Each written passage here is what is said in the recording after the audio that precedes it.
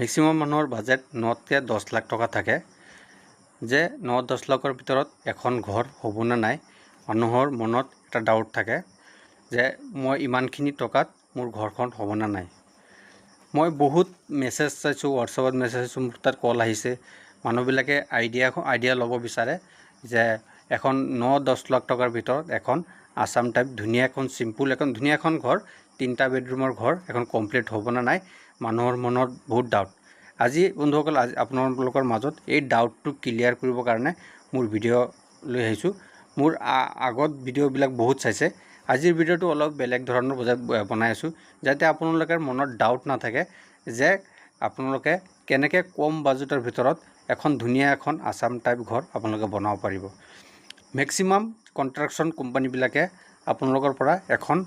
1400-1500 square Fitr এখন ঘৰ বনাব গ'লে আপোনালোকৰ পৰা বহুত টকা লৈ যায়, 30 লাখ 40 লাখ 42 লাখ টকা লৈ যায়। মই আপোনালোকক কৈছোঁ কনষ্ট্ৰাকশ্যন কোম্পানীৰ লগত আপোনালোকে এখন ঘৰ সিহঁতক বনাবলৈ নিদিব। আপোনালোকৰ নিজৰ পইচা দি পেলাই নিজে খৰচা কৰি পেলাই ভাল এখন যোগ্য মিস্ত্ৰী লৈ পেলাই আপোনালোকে ঘৰখন বনাব। তেতিয়াহ'লে আপোনালোকৰ কম বাজেটৰ ভিতৰত আপোনালোকৰ ঘৰখন তৈয়াৰ হৈ উঠিব। আৰু এটা কথা গুৰুত্ব কৰি চাব লাগিব যে মিস্ত্ৰীখন সঁচা কাম জানে নে নাই। এইখিনি যদি আপোনালোকে ৰিচাৰ্চ কৰি লৈ পেলাই আপোনালোকৰ মূল বাজেটটো লৈ পেলাই যদি কামত লাগে আপোনালোকৰ 100% কম বাজেটৰ ভিতৰত আপোনালোকৰ ঘৰটো ওলাব। মই আজি আপোনালোকে এখন ড্ৰয়িং দেখাব গৈ আছোঁ। এখন ড্ৰয়িং আপোনাৰ 1500 স্কুৱাৰ ফিটৰ এখন ড্ৰয়িং। এই ড্ৰয়িংখনত আপোনালোকে 3টা বেডৰুম পাব। 3টা বেডৰুম ভিতৰত 2টা মাষ্টাৰ বেডৰুম, তাৰপিছত এখন ডাঙৰ হল ৰুম পাই যাব, তাৰপিছত এটা কিটচেন আৰু এটা এটেচ লেট্ৰিন বাথৰুম, এটা common latrine bathroom, basin area, এখন ধুনীয়া বাৰান্দা। এই গোটেইখিনি ফেচিলিটি লৈ পেলাই আপোনালোকে 10 লাখ টকাৰ ভিতৰত এই ঘৰখন আপোনালোকে কমপ্লিট কৰিব পাৰিব। আপোনালোকে গোটেই এটা আজি হিচাপ দিম, আপোনালোকে ভিডিঅ'টো লাষ্টলৈকে চাই থাকিব, তেতিয়াহ'লে গোটেই বস্তুখিনি আপোনালোকে বুজি পাব। মোৰ ভিডিঅ' যদি যোনে আগত চাইছে তেতিয়াহ'লে গম পাই যাব যে মই কেনেকৈ আপোনালোকক মানে সঁচা তথ্যবিলাক আপোনালোকৰ ওচৰত মই দিব বিচাৰোঁ। আৰু যদি আপোনালোকে সঠিক নিয়মত যদি বহীত লিখি লৈ পেলাই যদি আপোনাৰ নিজৰ ঘৰখন বনায় তেতিয়া 100% আপোনালোকৰ ঘৰ কম বাজেটৰ ভিতৰত আপোনালোকে ধুনীয়া আছাম টাইপ ঘৰ এখন বনাব পাৰিব। আৰু বহুত মানুহৰ প্ৰব্লেম এটা হৈ যায় যে মোৰ 10 লাখ টকাৰ বাজেট, মই 2000 স্কুৱাৰ ফিটৰ ঘৰ এখন লৈ লওঁ, এই 10 লাখ টকাৰ বাজেট দি পেলাই ঘৰটো কমপ্লিট নহয়। সেইবিলাক ভুলক এতিয়া কাম নকৰিব। আপোনালোকে ঘৰ বনোৱাৰ আগত আপোনালোকে স্কুৱাৰ ফিটটো আপোনালোকে কিমান স্কুৱাৰ ফিট আপোনালোকৰ ভিতৰত কিমান স্কুৱাৰ ফিট ধৰকচোন আপোনালোকৰ ঘৰটো 1500 স্কুৱাৰ ফিট আপোনালোকৰ ঘৰটো হৈছে। 1500 স্কুৱাৰ ফিটৰ ভিতৰত আপোনালোকে কিমান টকাৰ ভিতৰত ঘৰটো কমপ্লিট হ'ব ভাল এখন আপোনালোকে যোগাযোগ কৰি ভাল এটা মিস্ত্ৰীৰ লগত ভালকৈ বহি পেলাই যোগাযোগ কৰি পেলাই আপোনালোকে নিজৰ ঘৰখন বাজেটটো ধুনীয়াকৈ মাল মিটাৰ হিচাপটো লৈ পেলাই আপোনালোকে নিজৰ ঘৰখন বনাব পাৰে। তেতিয়াহ'লে গম পাই যাব যে আপোনালোকৰ কিমান টকাৰ ভিতৰত ঘৰটো কমপ্লিট হ'ব। আৰু বন্ধুসকল এনেকুৱা মানুহ আছে একো কনষ্ট্ৰাকশ্যন কোম্পানী একো বুজি নাপায়, কনষ্ট্ৰাকশ্যন কোম্পানীবিলাক ঘৰটো পইচাবিলাক দি দিয়ে,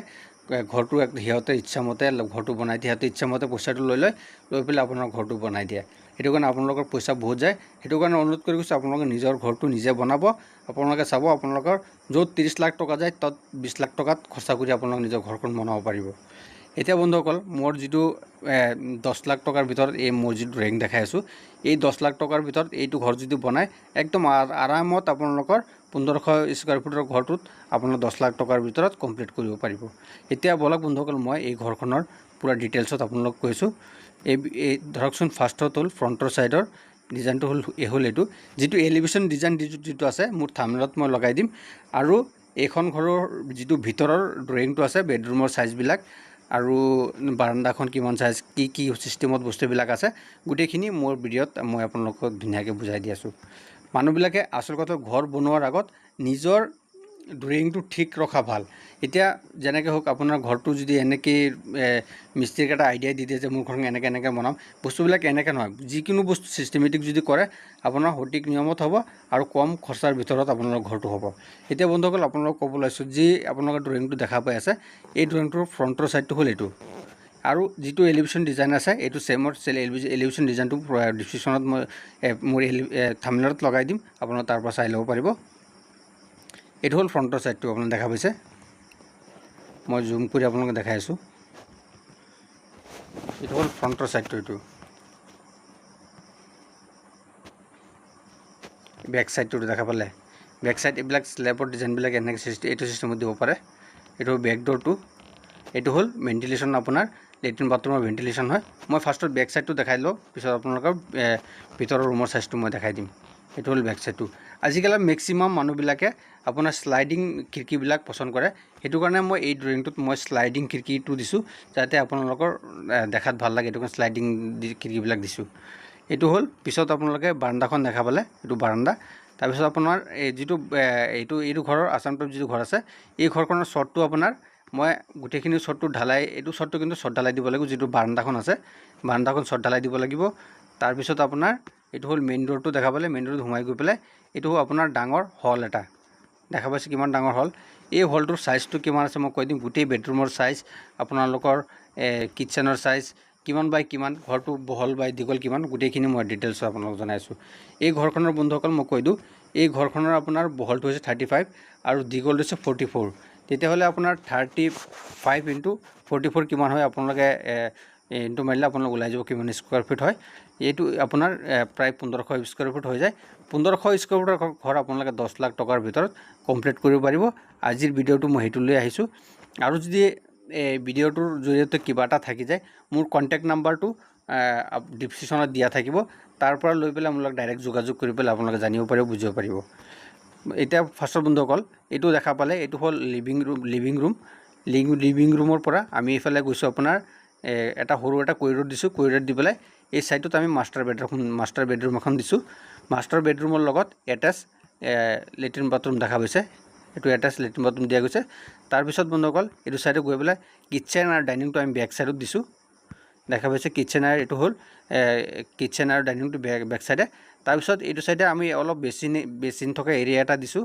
4 ফুট মান জায়গাত 4 ফুট জায়গাত বেচিন এৰিয়াটো দিছোঁ তাৰপিছত আপোনাৰ ইয়াত আৰু এটা কমন লেট্ৰিন বাথৰুম দিছোঁ যাতে এই লেট্ৰিন বাথৰুমটো সবেই ঘৰৰ গোটেই মানুহে ইউজ কৰিব পাৰে তাৰপিছত এইটো সাইডে আছে দুটা বেডৰুম আপোনালোকে দেখা পাইছে এইটো এটা বেডৰুম আৰু হ'ল এইটো সাইডে এটা বেডৰুম তেতিয়া বন্ধুসকল ভিডিঅ'টো দেৰি নকৰি বলক এতিয়া ৰুমৰ জোখমাপটো কিমান বা কিমান আছে গোটেই ডিটেইলছত আপোনালোকক জনাইছোঁ আপোনালোকে ভিডিঅ'টো স্কিপ নকৰিব তেতিয়াহ'লে আপোনালোকে একো বুজি নাপাব ভিডিঅ'টো শেষলৈ চাব তেতিয়াহ'লে গোটেইখিনি বস্তু আপোনালোকে বুজি পাব এতিয়া বলক আমি 2D মডেলত গৈ পেলাই গোটেই ঘৰৰ এইখন 2D মডেল যদি আপোনালোকে নাচায় তেতিয়াহ'লে আপোনালোকে ঘৰৰ একো বুজি নাপাব যে ঘৰটো কোনটো জোখত ঘৰটো আপোনালোকৰ আছে কি আছে আপোনালোকে একো বুজি নাপাব প্ৰথমতে আপোনালোক মই এই ঘৰখনৰ যিটো আপোনাৰ এইটো বাৰান্দাখন আছে বাৰান্দাখন সাইজটো বাৰান্দাখন কিমান বাই কিমান আছে মই দেখাই দিছোঁ বাৰান্দাটো আছে আপোনাৰ এইটো আপোনাৰ ডাইৰেক্ট লিখা আছে 10/8 বাৰান্দাৰ সাইজটো 10/8 তাৰপিছত আপোনাৰ যিটো লিভিং ৰুমৰ সাইজটো কিমান আছে মই দেখাই দিছোঁ ইয়াত এইটো হ'ল 20 foot 3 inch into 22 foot 11 inch দেখিছে 20 foot 3 inch into 22 foot 11 inch আছে মই ইয়াত ডাইৰেক্ট মই কিমান বাই কিমান আছে মই দেখাই দিম